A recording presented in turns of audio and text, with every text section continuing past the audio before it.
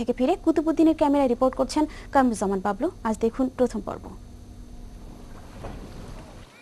পিরোজপুরের একেবারে এক প্রান্তে জিয়ানগরের বালিপাড়ার চরবলেশ্বর গ্রাম। কাদামাটির রাস্তায় বহুদূর হেঁটে গ্রামের আরেক পাশে এসে পাওয়া গেল জেসমিনদের বাসা।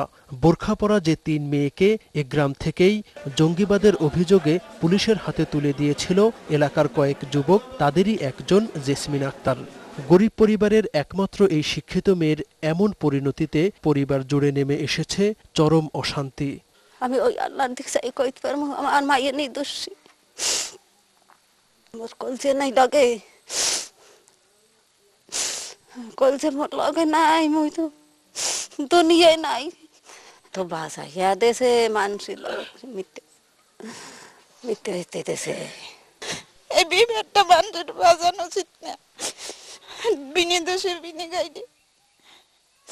ছোট মাইয়া আমার তো আর কইতে পারবো না স্যার।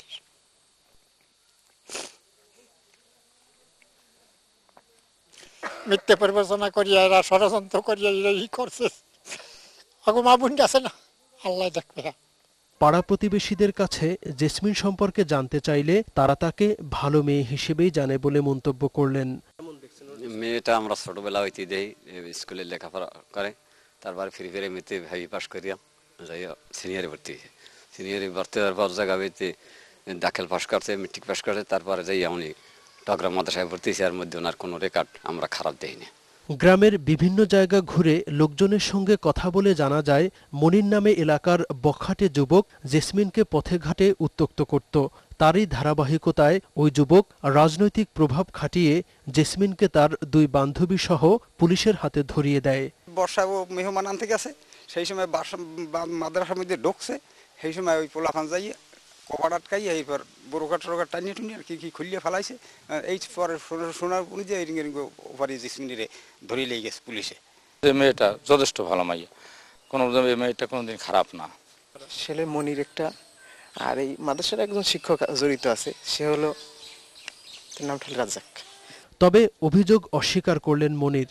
না, আমি প্রশাসনের সাথেই গেছি, আমি ওখানে প্রশাসনের সাথে গেছি, তার আগে আমি ওখানে যাই না এবং বাজার থেকে কেউই যায় না। এদিকে জিয়ানগর থানার তদন্ত কর্মকর্তা অমর সেনের সঙ্গে যোগাযোগ করা হলে তিনি বলেন, তাদেরকে কেবলমাত্র সন্দেহ করা হচ্ছে। সন্দেহের বশে রিমান্ডে নিয়ে নিলে 3টা মেয়েকে, এটা কতটা আইনত ঠিক হলো?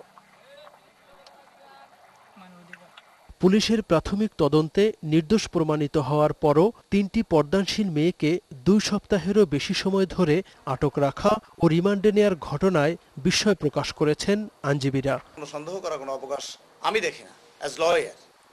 এবং এই মেয়েদেরকে 54-এ গ্রেপ্তার করা হয়েছে। তারা পর্দানশীল মেয়ে, ভালো পরিবারের মেয়ে। তাদেরকে পরবর্তীকালে হঠাৎ করে দেখা গেল যে তাদেরকে ইন্টারোগেশন সেলে ঢাকায় নিয়ে যাওয়া হয়েছে। এটা কিভাবে নিয়েছে, কারা নিয়েছে, কোন সিস্টেমে নিয়েছে সেটা আমার জানা নাই। এলাকার মানুষের দাবি, মেয়েরা যদি সত্যি নির্দোষ হয় তাহলে তাদেরকে উত্ত্যক্তকারী ও জঙ্গিবাদের অপবাদ দিয়ে যারা পুলিশের হাতে ধরিয়ে দিয়েছে তাদেরকে দৃষ্টান্তমূলক শাস্তি দেয়া হোক। এলাকায় বখাটে ও মেয়েদের উত্ত্যক্তকারী হিসেবে চিহ্নিত মনির ও তার সাঙ্গপাঙ্গদের হাত থেকে রক্ষা পেতে জেসমিন ও তার বান্ধবীরা সেদিন এই মাদ্রাসায় আশ্রয় নিয়েছিলেন।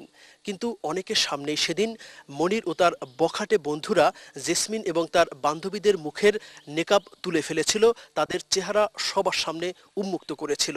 এভাবে গ্রামের সহজ সরল 3টি পর্দানশীল মেয়েকে অপমানিত হতে দেখে সেদিন অনেকেই তাদের চোখের পানি ধরে রাখতে পারেননি। কিন্তু মনিরের ভয়ে সবাই ছিলেন নিশ্চুপ। কামরুজ্জামান বাবলু।